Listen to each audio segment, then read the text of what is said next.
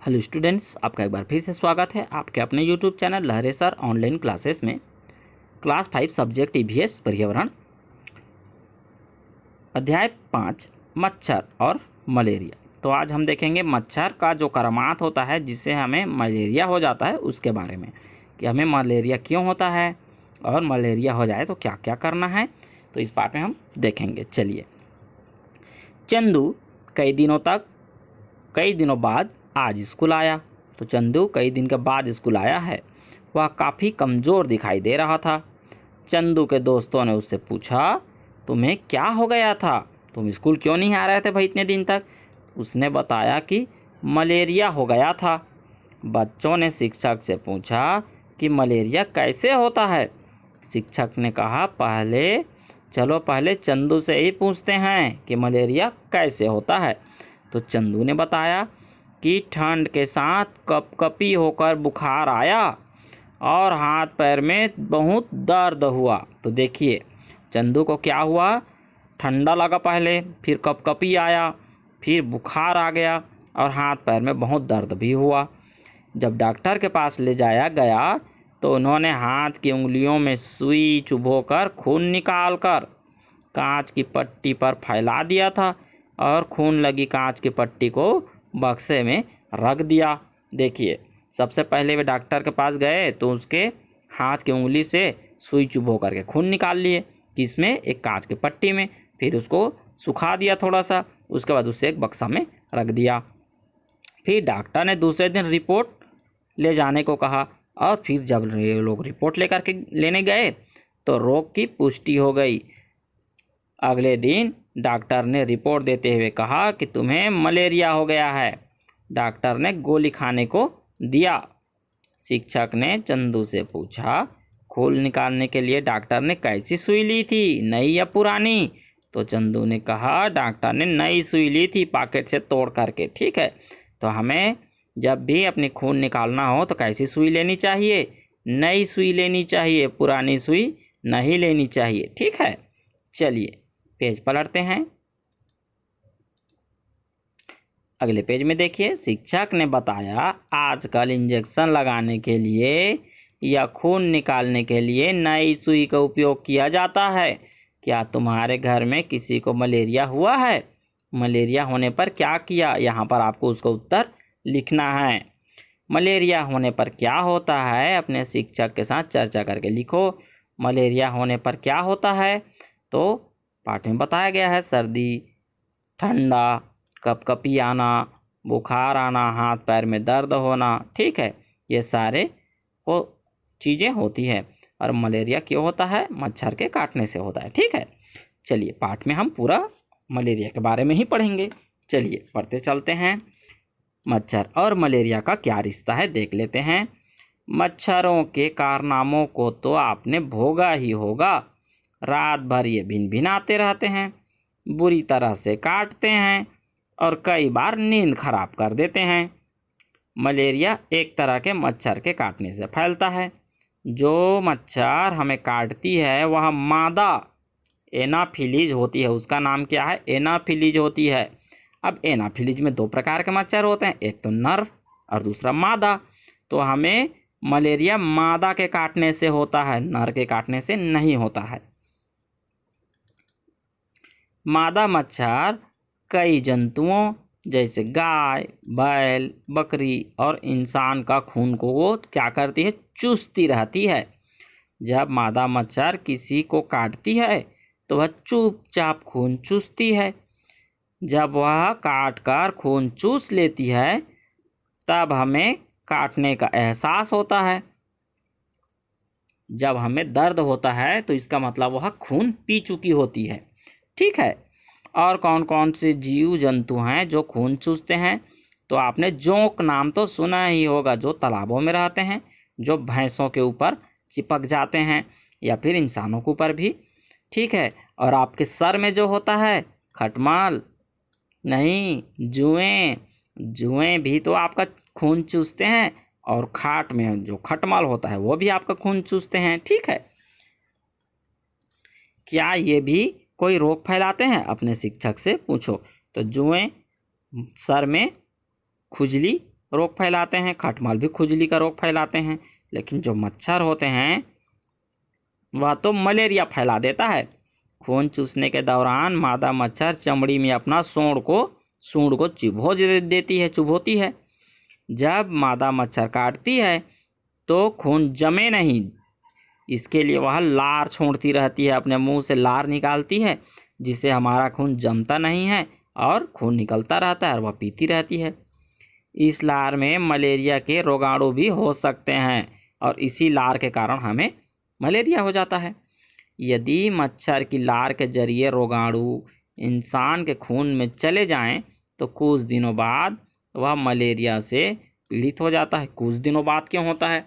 क्योंकि अगर 10, 15, 20 रोगाणु हमारे शरीर में चले जाएं तो वे उतने में ही हमें मलेरिया तो नहीं कर सकते, इसलिए वे खून में बढ़ते रहते हैं और बच्चे पैदा करते हैं और ज़्यादा संख्या में बढ़ जाते हैं।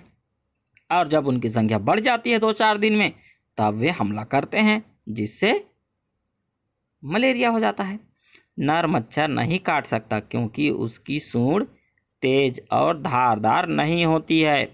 मलेरिया के रोगाणु को अपना जीवन चक्र पूरा करने के लिए पुनः मादा मच्छर में आना आवश्यक होता है।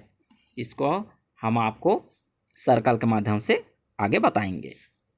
अगर किसी इंसान के खून में मलेरिया के रोगाणु होते हैं और उसको मादा मच्छर काट ले तो इंसान के खून के साथ मलेरिया के रोगाणु मादा मच्छर के शरीर में चले जाते हैं। अब देखिए, यहाँ पर एक बार मच्छर ने हमें काटा तो क्या होता है, उसका रोगाणु इंसान के शरीर में आ जाता है और वह आगे बढ़ता जाता है, लेकिन उसका जो रोगाणु है उसका जीवन सफल नहीं होता है, उसे फिर से मादा मच्छर के पेट में जाना होता है। तो कैसे में जाएगा? मच्छर हमें जब बुखार हो, मलेरिया हो या जो उसका रोगाणु है वह हमारे शरीर में हो, पहले से मौजूद हो और मादा एनाफिलीज फिर से काट करके खून को पी ले और रोगाणु फिर से मच्छर के पेट में चला जाए, तो उसका जो साइकिल होता है उसका जीवन सफल हो जाता है, मान के चलिए, ठीक है।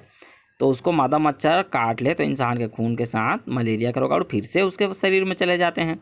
इस तरह मादा मच्छर मलेरिया के रोगाणुओं को एक इंसान से फिर दूसरे स्थान में या दूसरे इंसान में फैलाने का काम करती रहती है। बस वो उसका काम ही रहता है, इधर उधर फैलाती रहती है। इसलिए जब मलेरिया फैलता है तो बहुत सारे लोगों को एक साथ फैलता है। चलिए पेज पलटते हैं। अब अगले पेज में देखिए, जब ये रोगाणु मादा मच्छर के काटने से इंसान के शरीर में पहुंचते हैं तो 10-15 दिन के बाद मलेरिया हो सकता है। देखिए यहाँ पर 10-15 दिन लग जाते हैं उन्हें बढ़ने में, ठीक है।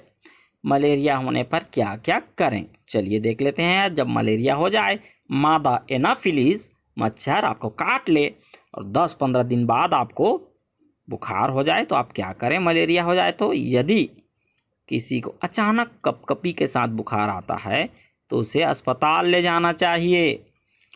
मलेरिया की जांच अस्पताल में कैसे की जाती है? डॉक्टर या स्वास्थ्य कार्यकर्ता से पूछ करके बात कीजिए और पता कीजिए।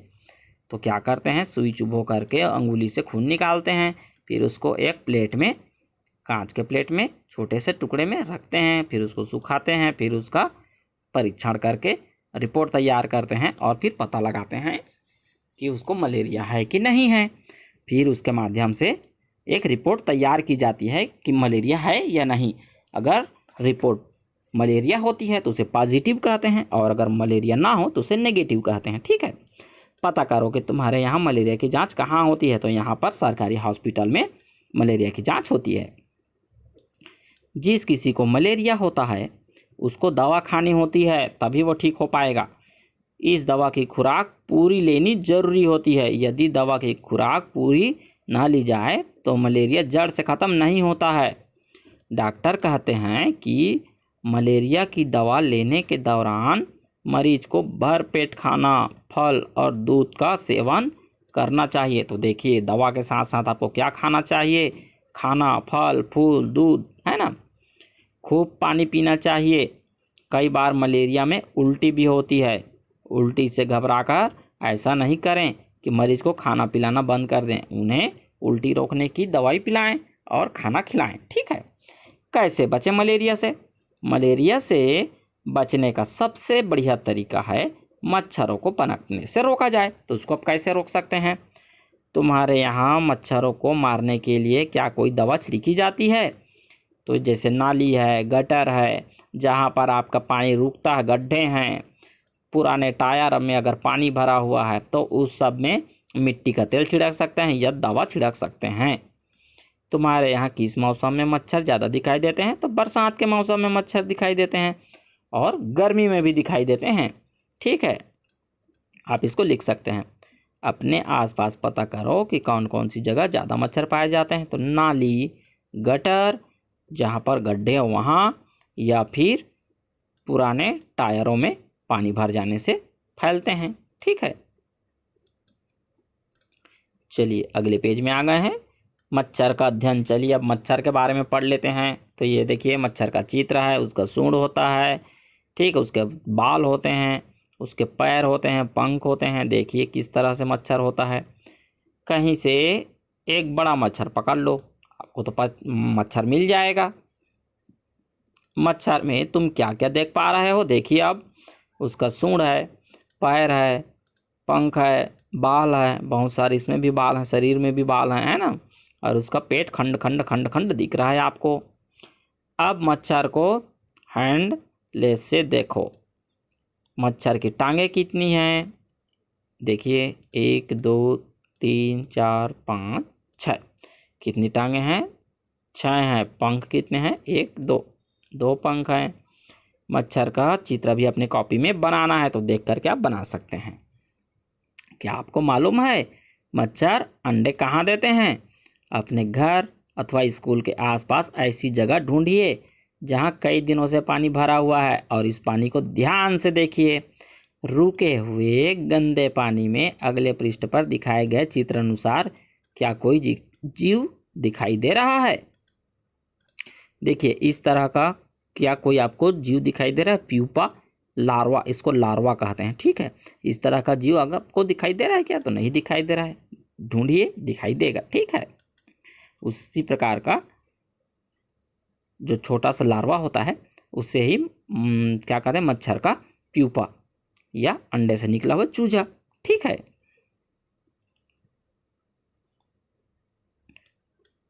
इनके चित्र अपनी कॉपी में बनाना है आपको। एक कांच की खाली शीशी ले लीजिए, इसमें डबरे का या डबरी का पानी भर लीजिए। डबरे का पानी भरते समय मच्छर की इल्लियाँ आधी भी आ जाएं, इस तरह से उसमें पानी भर लीजिए। अब इस शीशी के मुंह को कागज या पॉलीथीन से बांध दीजिए। शीशी में हवा आने जाने के लिए कागज में छोटा सा छेद भी कर दीजिए। इस शीशी को किसी सुरक्षित स्थान पर रख दीजिए ताकि वह गिरकर ना फूटे। अब रोजाना इस शीशी में देखिए। आगे चित्र में मच्छर के जीवन चक्र की अलग अलग अवस्थाएं दिखाई जा रही हैं। शीशी का रोज अवलोकन कीजिए। क्या आपने शीशी में अवस्थाओं को देखेंगे? आपको देख पाते हैं कि नहीं पाते हैं? कौन सी अवस्था, हम आपको बताएंगे। क्या कोई मच्छर शीशी के अंदर दिखाई दे रहा है?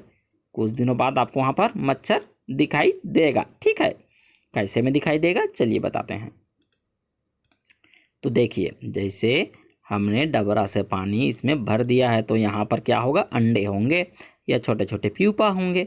इस प्रकार से तो वह आगे बढ़ करके क्या हो जाता है, देखिए छोटे छोटे इल्लियाँ होती हैं, अंडे होते हैं। अंडे से क्या निकलता है, छोटा सा प्यूपा होता है जो हमें एकदम छोटा छोटा दिखेगा, लार्वा जैसा। ठीक है, और यह फिर इस प्रकार से बड़ा होता जाता है और फिर बड़ा होकर के मच्छर बन जाता है। या तो अब जान गए हैं कि मच्छर अंडे कहाँ देते हैं, तो कहीं पर भी दे देते हैं जहाँ पर पानी 1 से अधिक दिनों तक इकट्ठा रहता है। यदि मच्छरों का सफाया करना है तो क्या केवल मच्छरों को मारने से बात बन जाएगी या मच्छरों के अंडों एवं इल्लियों का भी सफाया करना होगा? तो हमें अंडों और इल्लियों का भी सफाया करना जरूरी है। कक्षा में चर्चा करके लिखिए। तो आपको यहाँ पर लिखना है कि सभी का सफाया जरूरी है। अब है अगला, मच्छरों को मारने के लिए क्या तरीके अपनाए जाते हैं? तो मिट्टी तेल का छिड़काव करके या दवा का छिड़काव करके।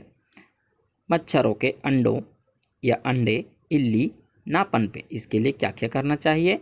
तो हमें कहीं पर भी पुराने गड्ढे में पानी एकत्रित नहीं होने चाहिए, नाली एवं गटरों का ढक्कन ठीक से ढका हुआ होना चाहिए और वहाँ पर मिट्टी तेल का समय समय पर छिड़काव करते रहना चाहिए। पुराने टायरों में पानी जमा होने ना दें। ठीक है। अब अगला पेज में देखिए, तुम्हारे यहाँ मच्छरों को मारने के लिए स्वास्थ्य विभाग की ओर से क्या प्रयास किए जाते हैं? तो आप जो भी आपको प्रयास किए जाते हैं उसको यहाँ पर लिखना है। रात को सोते समय मच्छरों से बचने के लिए कई लोग मच्छरदानी लगाते हैं, कई लोग पतला कपड़ा ओढ़ लेते हैं ताकि मच्छर ना काटे। यदि तुम्हारे यहाँ मच्छरों से बचने के लिए अगर कोई और तरीका अपनाए जाते हैं तो उसके बारे में लिखिए, जैसे कि नीम के पत्तों का धुआं लगाना, घर में धुआं लगा देते हैं जिससे सारे मच्छर भग जाते हैं। ठीक है। इस तरह का अगर आपके घर में कोई उपाय होता है तो उसको यहाँ पर लिख सकते हैं।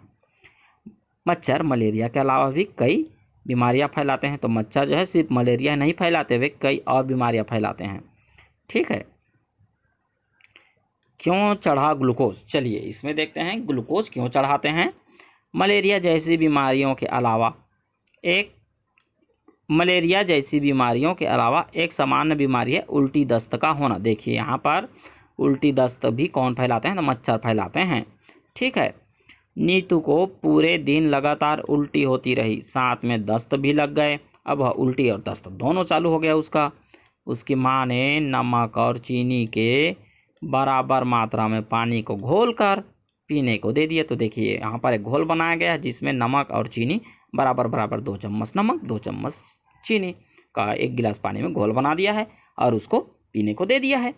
तबीयत में सुधार नहीं आने पर नीतू के माता पिता उसे डॉक्टर के पास लेकर के गए हैं। डॉक्टर ने उसे अस्पताल में भर्ती करके ग्लूकोज चढ़ाने को कहा। स्कूल में खेल के दौरान टीचर्स कई बार ग्लूकोज पीने को देती है, पर अब ग्लूकोज चढ़ना क्यों है? डॉक्टर ने कहा खाना व पानी तुम्हारे शरीर में न रुकने की वजह से शरीर में कमजोरी आ गई है। तो देखिए उल्टी और दस्त दोनों साथ साथ चलने की वजह से क्या होता है? शरीर में कमजोरी आ जाती है और पेट भी खराब रहता है, तो कुछ खाए पिए भी नहीं पाएंगे। इसलिए ग्लूकोज चढ़ाने से बिना खाए पिए तुम्हें जितनी ताकत चाहिए उतनी मिल जाएगी। ठीक है। इसलिए ग्लूकोज चढ़ाना पड़ता है। क्या तुम्हें या तुम्हारे घर में किसी को ग्लूकोज चढ़ाया गया है? कब और क्यों? उसके बारे में साथियों को बताना है। खिलाड़ी को खेलते समय बीच बीच में ग्लूकोज पानी क्यों पीने को दिया जाता है? एनर्जी के लिए। अब है एनीमिया। देखिए यहाँ पर हमने मलेरिया, उल्टी दस्त, अब अनीमिया। ठीक है। ये भी मच्छर के काटने से फैलता है। चंदू को मलेरिया हुआ था, इलाज कराने पर चंदू ठीक हो गया, परंतु उसके शरीर का रंग सफ़ेद दिखाई दे रहा है। देखिए थोड़ा सा चलने या थोड़ा सा काम करने पर वह थक जाता था, उसकी सांसें फूलने लगती थी, छोटी छोटी बातों पर वह चिड़चिड़ाने लगता था। चंदू की माँ उसे फिर से डॉक्टर के पास ले गई है। अब डॉक्टर ने जांच करके बताया कि चंदू को खून की कमी हो गई है जिसे अनीमिया रोग कहते हैं। ठीक है। चलिए पेज पलटते हैं। अगले पेज में खून में हीमोग्लोबिन या आयरन की कमी को अनीमिया कहते हैं, अर्थात हीमोग्लोबिन का कम हो जाना या आयरन का कम हो जाना अनीमिया है। हीमोग्लोबिन या आयरन की कमी को दूर करने के लिए डॉक्टर दवाई के साथ साथ गुड़, आंवला और हरी पत्तेदार सब्जियां खाने की सलाह देते हैं। तो रक्त में हीमोग्लोबिन की नॉर्मल रेंज सामान्यतः पुरुष में 13.5 से 17.5 डेसीलीटर और महिलाओं में 12.0 से 15.5 ग्राम प्रति डेसीलीटर होती है। ठीक है। तो इतना ग्राम होना चाहिए। किसी डॉक्टर से अपने बड़ों से पूछ करके पता करो कि खाने पीने की किन किन चीज़ों में आयरन होता है, जैसे कि पालक भाजी है, आप सुनसुनिया भाजी भी खा सकते हैं। ठीक है। हमने क्या सीखा? अब पाठ में हमने क्या क्या सीखा है? फर्स्ट, मच्छर के काटने पर होने वाले किसी एक रोग का नाम बताइए। तो मलेरिया। अपने आसपास मच्छरों के पनपने से रोकने के लिए आप क्या करेंगे? तो गड्ढों में पानी का जमाव ना हो और मिट्टी तेल का छिड़काव समय समय पर। ठीक है। मच्छर का जीवन चक्र किन अवस्थाओं से गुजरता है? तो आप प्यूपा सबसे पहले अंडे देता है, फिर प्यूपा, लार्वा। ठीक है। और फिर बड़े होकर के मच्छर बनता है। मलेरिया किस कारण से होता है? मादा एनाफिलीज मच्छर के काटने से। दूसरा, मच्छरों से बचाव के उपाय लिखिए। तो आप जो गड्ढे हैं, नाली है, गटर है, उसमें मिट्टी तेल छिड़काव करके और मच्छर से बचने के लिए आप मच्छरदानी का उपयोग भी कर सकते हैं। ठीक है। मलेरिया के मुख्य लक्षण क्या होते हैं? तो पहले तो ठंडा लगना, फिर कपकपी आ जाना, बुखार आ जाना, हाथ पैर दर्द करना। ठीक है। कभी कभी या उल्टी दस्त भी होता है। मलेरिया होने पर क्या करना चाहिए? हमें डॉक्टर के पास जाने चाहिए, दवाई खानी चाहिए और भरपेट खाना खाना चाहिए। खोजो अपने आसपास। आपको क्या खोजना है? हमारे आसपास मच्छर ना पनपे, इसके लिए क्या उपाय किए जा सकते हैं आपको ढूंढना है। लोगों में मच्छर से बचने के जागरूकता फैलानी चाहिए, गड्ढों में मिट्टी तेल का छिड़काव करनी चाहिए। ठीक है। तो ये सब आप काम कर सकते हैं। तो इसी के साथ यह पाठ समाप्त होता है। वीडियो पसंद आई तो लाइक करें, कमेंट करें, दोस्तों के साथ शेयर कीजिए, चैनल को सब्सक्राइब करें। कोई भी प्रश्न हो तो आप कमेंट बॉक्स में पूछ सकते हैं। Okay students, bye.